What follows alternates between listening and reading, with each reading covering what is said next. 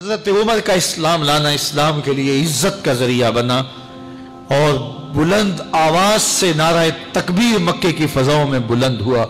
40 مسلمان جب ہو گئے تو پھر میرے رب نے کہا یا ایھا النبی حسبک اللہ، اے نبی تمہارے لیے اللہ کافی ہے، ومن اتبعک من المؤمنین، اور تمہارے لیے اہل ایمان کافی ہے۔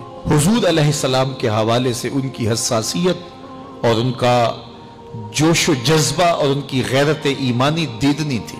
حضرت شاہ ولی اللہ محدث دہلوی علیہ رحمہ فرماتے ہیں کہ 17 مقامات پہ قرآن مجید میں حضرت عمر کی رائے کے مطابق قرآن نازل ہوا۔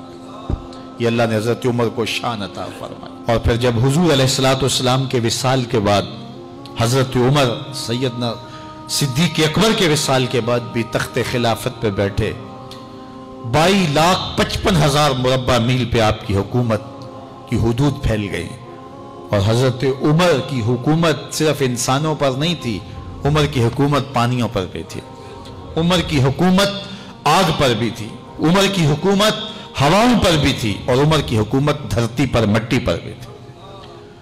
آپ جانتے ہیں کہ مصر کے گورنر نے لکھا کہ یہاں تو عجیب کہانیاں ہیں۔ کیا ہوا؟ کہا کہ دریائے نیل اتنی دیر تک چلتا نہیں جب تک ایک نوجوان لڑکی کو زیورات سے آراستہ کر کے نیل میں ڈالا جاتا ہے، پھر نیل چلتا ہے، اور یہ برسا برس رسم جاری ہے۔ حضرت عمر کے پاس جب یہ پیغام پہنچتا ہے تو حضرت عمر نیل کو خط لکھ رہے ہیں، بسم اللہ الرحمن الرحیم، مصر کے نیل کے نام عمر کا خط، اور آگے لکھتے ہیں اے نیل اگر تو اللہ کے حکم سے چلتا ہے تو چل، ورنہ تیری کوئی ضرورت نہیں ہے۔ اور رکا لکھ کر کاسد کو دیا، جا کے یہ دریائے نیل میں ڈال دو۔ اللہ اکبر، جن کے رکے دریا بھی مانتے ہیں، پانیوں پر بھی حکومت ہے۔ اور نیل میں جب وہ رکا ڈالا گیا، نیل ایسا چلا آج تک کبھی رکا ہی نہیں ہے۔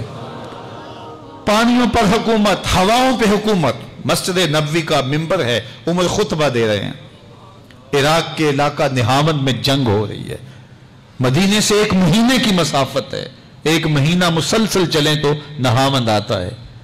حضرت عمر خطبہ دیتے دیتے درمیان میں جملہ معترضہ کا، یا ساریہ الجبل، اے ساریہ پہاڑ نہ چھوڑنا۔ لوگ حیران ہیں کیا ماجرا ہوا کہ ہم سے مخاطبہ ہے، ساریہ نہاوند میں ہے، اور کہا ساریہ پہاڑ نہ چھوڑنا۔ 1 مہینے کے بعد جب وہاں سے قاصد آیا، اس نے کہا اللہ نے فتح دے دی۔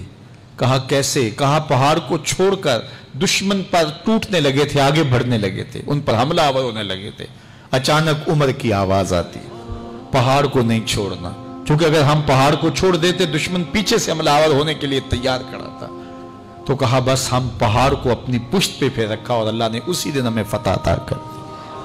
ہوائیں بھی ان کا پیغام پہنچاتی ہیں، پانی بھی ان کا حکم مانتے ہیں۔ اس زمانے میں فائر بریگیڈ سسٹم نہیں تھا، لیکن ایک آگ بڑھتی آ رہی ہے شہر کی طرف، لوگوں نے حضرت عمر کو بتایا، امیر المومنین آگ پھیلتی آگے بڑھتی چلی آ رہی ہے اور شہر کو اپنے قابو میں لینے والی ہے۔ عمر اپنی چادر اتارتے اور حضرت تمیم داری کو دیتے ہیں، کہا یہ چادر لے جاؤ اور ایسے ایسے کرو، آگ پیچھے بھاگتی چلی جائے گی۔ تو چادر ہلاتے جاتے ہیں حضرت تمیم داری، اور آگ پیچھے بھاگتی چلی جاتی۔ مٹی بھی حکم مانتی ہے۔ ایک لونڈی کھڑی رو رہی ہے راستے میں، کہا تجھے کیا ہوا؟ کہا ٹھوکر لگی، میرا تیل زمین میں بہہ گیا، میری مالکہ بڑی سخت ہے، وہ مجھے کہے گی تم نے یہ کیا کیا۔ عمر درہ زمین پہ مارتے ہیں، فر الارض الم عادل علیک، زمین عمر نے تیری چھاتی پہ عدل نہیں کیا؟ تو عمر کے ہوتے ہوئے اس کا تیل پی جائے؟ زمین تیل باہر نکال دیتی ہیں، فرماتے ہیں ڈال لے اپنے برتن میں۔